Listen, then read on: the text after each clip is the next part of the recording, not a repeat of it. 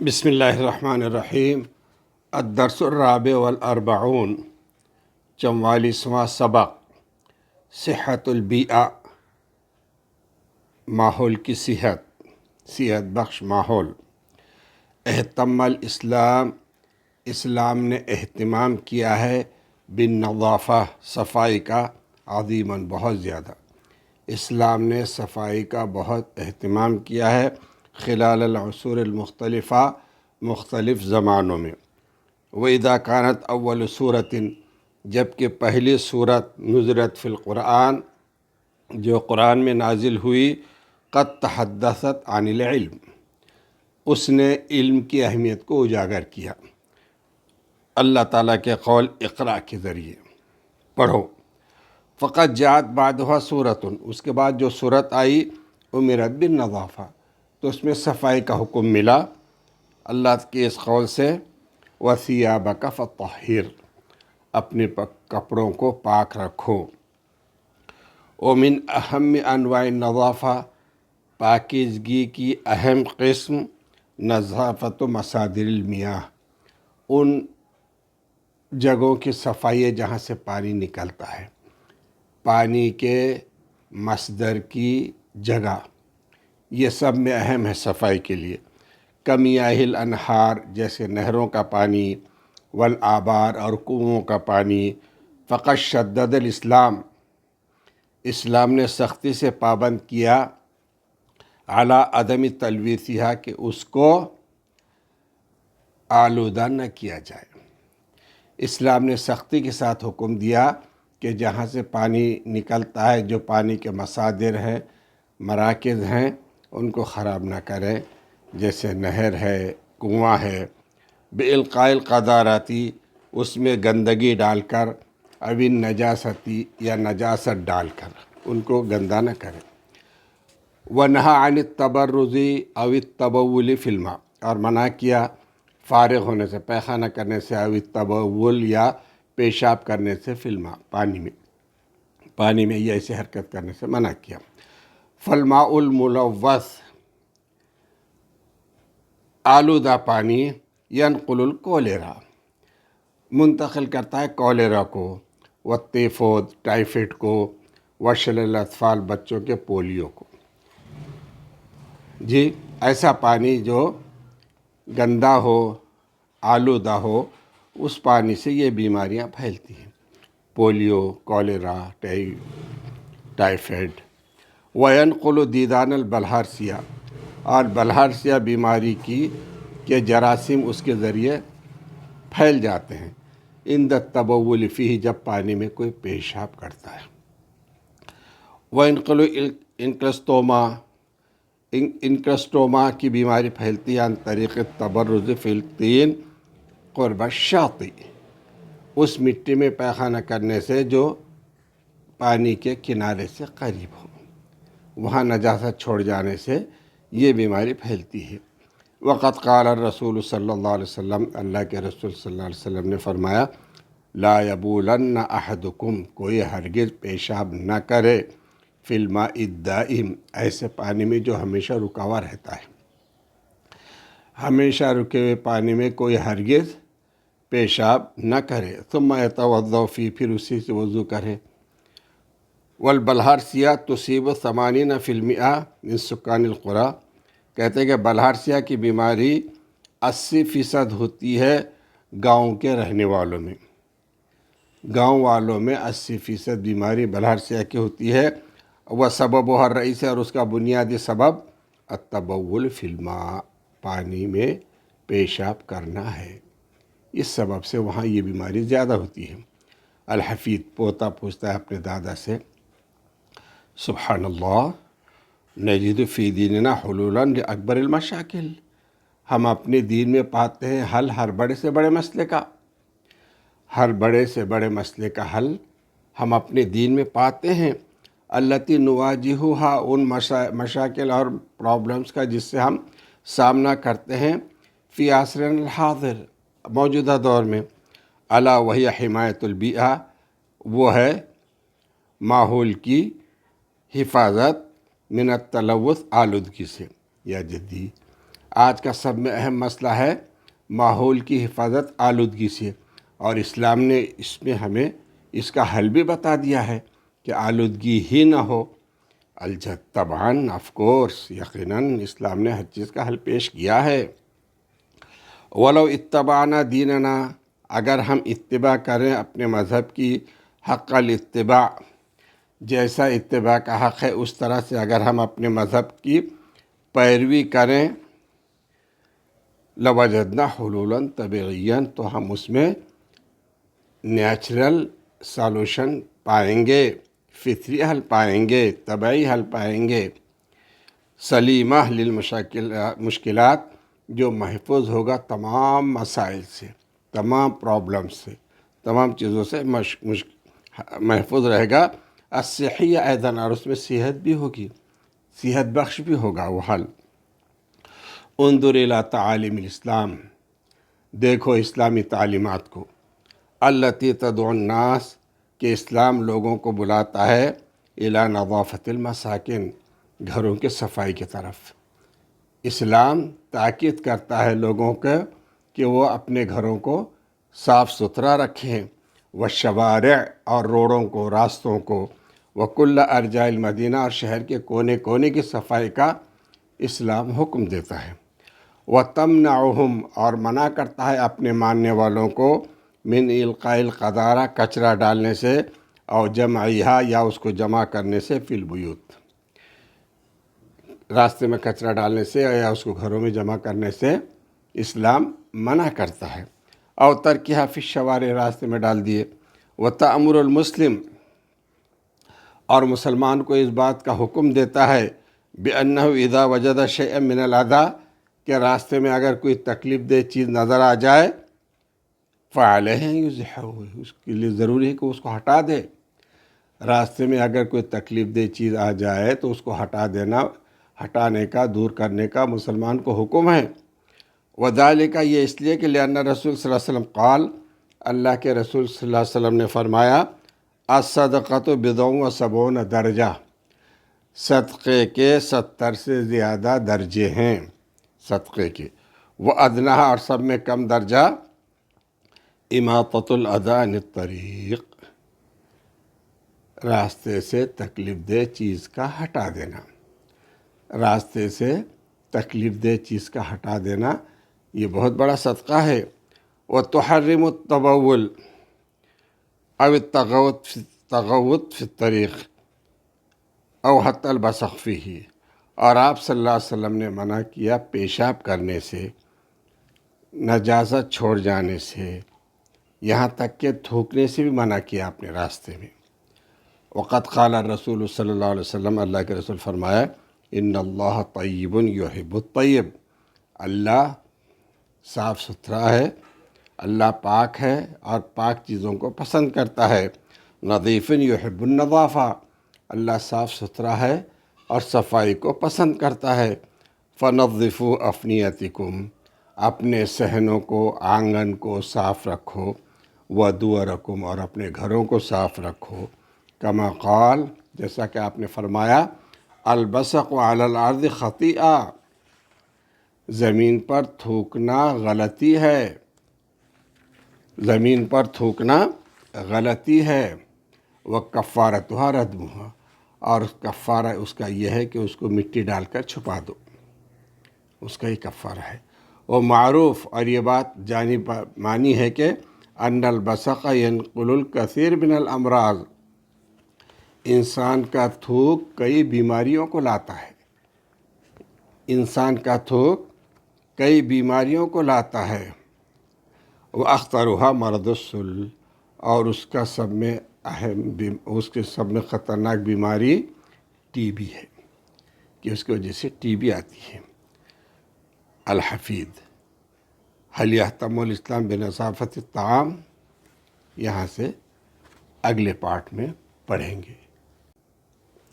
بسم اللہ الرحمن الرحیم، یہ سیکنڈ پارٹ ہے 44ویں سبق کا، صحت البیئہ، صحت بخش ماحول۔ پوترا پوچھتا ہے الحفیظ، هل يهتم الاسلام بنظافت الطعام، کیا اسلام اہتمام کرتا ہے کھانے اور پینے کی چیزوں کا؟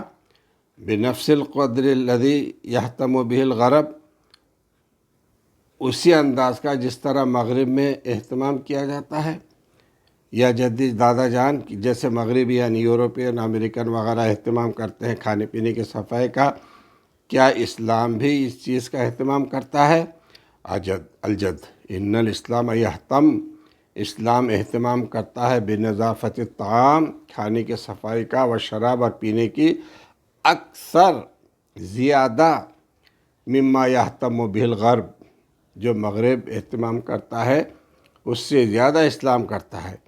یہ امر الاسلام، وہ اسلام حکم دیتا ہے بنظافت اناء الطعام، حکم دیتا ہے کھانے کے برتنوں کی صفائی کا، اسلام حکم دیتا ہے کھانے کے برتنوں کی صفائی کا، وغسلہ، اور اس کو دھونے کا، ثلاث مرات، 3 مرتبہ، اور حکم دیتا ہے کہ اس کو 3 مرتبہ دھو، کما یامر، جیسا وہ اسلام حکم دیتا ہے بعدم ترک الاطعمہ، کہ کھانا نہ چھوڑو، والاشربہ، اور پینا نہ چھوڑو، مکشوفہ، بغیر ڈھانپے، یعنی کھانے اور پینے کو برتن میں ڈھانپ کر رکھو، حتی لا یصل الیہ الغبار، یہاں تک کہ اس پر گرد و غبار نہ لگے، والحشرات، اور کیڑے مکوڑے وہاں تک نہ پہنچے، اس کی حفاظت کے لیے کھانے پینے کی چیزیں ڈھانپ کر رکھو۔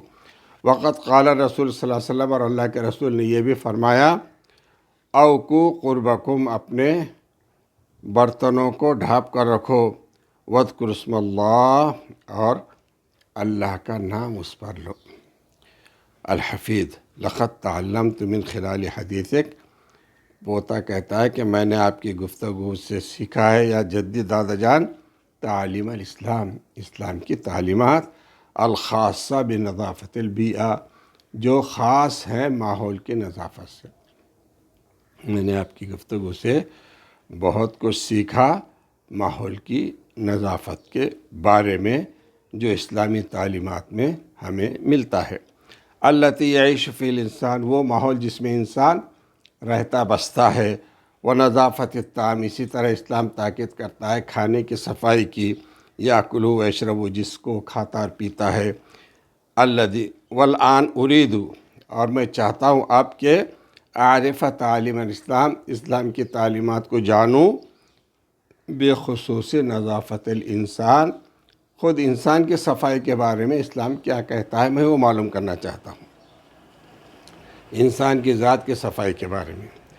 الجد ان تعلیم الاسلام یا بنیا، دادا جان کہتے ہیں کہ اسلامی تعلیمات اے میرے بیٹے، بخصوص نظافہ، صفائی کے بارے میں، تبدأ بنظافت الفم، منہ کی صفائی سے شروع ہوتی ہے۔ انسان کی صفائی کے معاملے میں اسلامی تعلیمات منہ کی صفائی سے شروع ہوتی ہے، والاسنان، اور دانتوں کی صفائی سے۔ فیامر بالمضمضہ، اسلام حکم دیتا ہے کلی کرنا، کلی کرتے وقت منہ میں اچھی طرح پانی کو پھیلانا، والسواک، مسواک کا، وتخلیل الاسنان، اور دانتوں میں خلال کرنے کا، تاکہ اندر کوئی چیز کچرا اٹکا نہ رہے، لازالت بقائے الطعام، تاکہ کھانے کا بچا کچا مادہ جو دانتوں میں لگا ہوا ہے وہ نکل جائے۔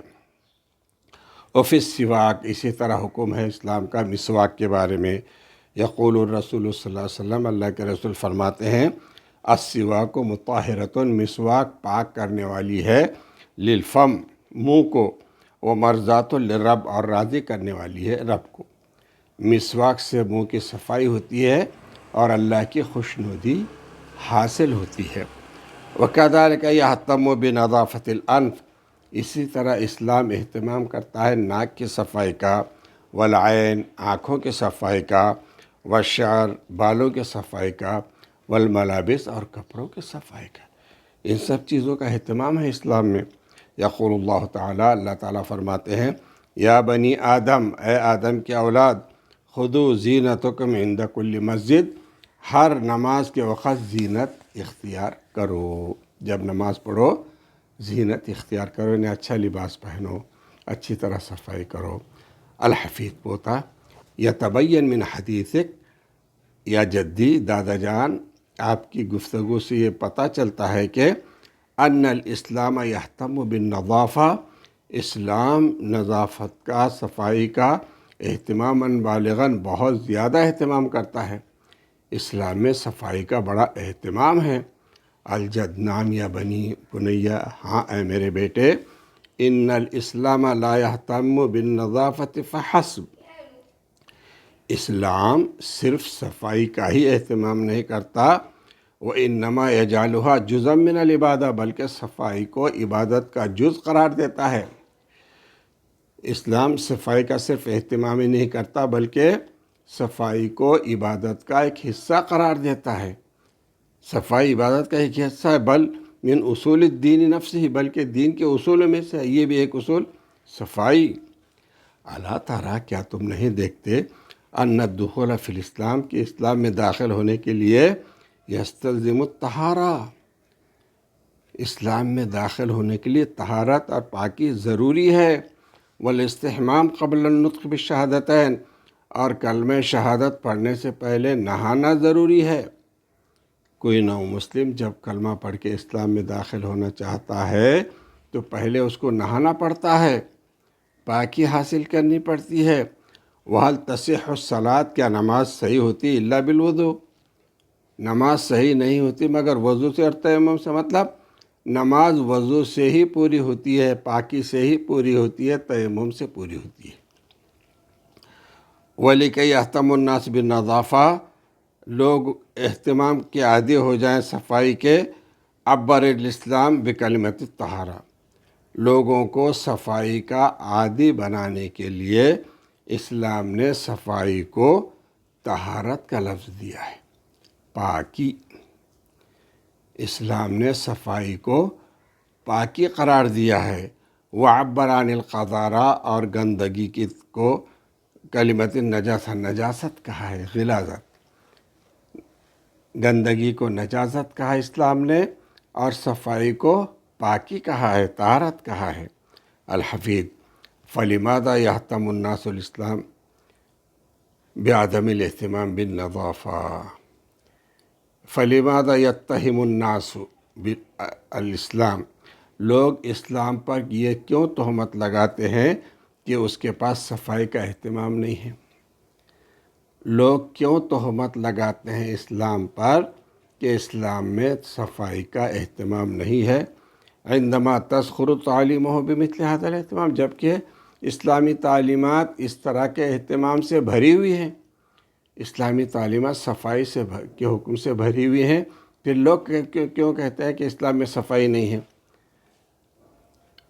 الجد، السبب الاول، اس کی پہلی وجہ یہ ہے، ہوا جہل الناس، لوگوں کی عدم واقفیت، لوگ جانتے نہیں ہیں کہ اسلام نے صفائی کا کتنا حکم دیا ہے، لوگوں کو پتہ نہیں ہے، عن تعلیم اسلام، لوگوں کو پتہ نہیں اسلامی تعلیمات کا۔ والسبب الثانی، اور دوسری وجہ، عدم تطبیق المسلمین تعلیم الاسلام، خود مسلمان بھی اسلامی تعلیمات پر عمل نہیں کرتے، اسلامی تعلیمات کو اپنی زندگی میں لاگو نہیں کرتے، اس کی وجہ سے یہ بات ہے۔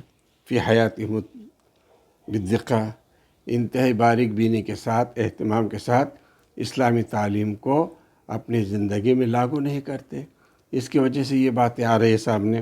لقد جاء الاسلام فی وقت، اسلام ایسے وقت اس چیز کو لے کر آیا جب لم یکن الناس یعرفون شیئا عن اہمیت النظافہ، جب لوگ صفائی کے بارے میں کچھ نہیں جانتے تھے، اس وقت اسلام نے ان چیزوں کا حکم دیا۔ فی القضاء علی الامراض، بیماریوں کو دور کرنے کے لیے، بیماریوں کو دور کرنے کے لیے صفائی ضروری ہے، لوگ نہیں جانتے تھے، اس وقت اسلام نے حکم دیا کہ دیکھو صحت مند رہنا ہے تو صفائی کا اہتمام کرو۔ ولم یکونوا یعرفون الجراثیم، نہ لوگ جراثیم کو جانتے تھے، نہ طفیلیات کو جانتے تھے۔ فجاء الاسلام، اسلام آیا، یرشدہم الیہا، اور ان کو ان باتوں کی طرف ہدایت دی، رہنمائی کی ان کی چیزوں کی طرف، بے عبارات سہلہ، آسان الفاظ میں لوگوں کو سمجھایا صفائی اور پاکی کے بارے میں۔ وہکذا نرا، اسی طرح ہم دیکھتے ہیں کہ ان الاسلام اوجد طب الوقائی، اسلام نے ایجاد کیا احتیاط والی طب۔ احتیاط کا طریقہ بیماری کے معاملے میں بیمار ہونے سے پہلے احتیاط کرنا، بچنے کی تدابیر اختیار کرنا، یہ تو اسلام نے سمجھایا کہ بیمار ہونے سے پہلے دوا دارو کرنے سے پہلے بیماری سے بچنے کی تدبیریں اختیار کرو، جس کو طب الوقائی کہتے ہیں، بچنے والی حکمت۔ تو یہ تو اسلام نے سکھائی ہے دنیا کو۔ وقت نفذہ المسلمون، مسلمانوں نے اس چیز کو نافذ کیا، طبی وقائی کو، بچنے والے طب کو، قبل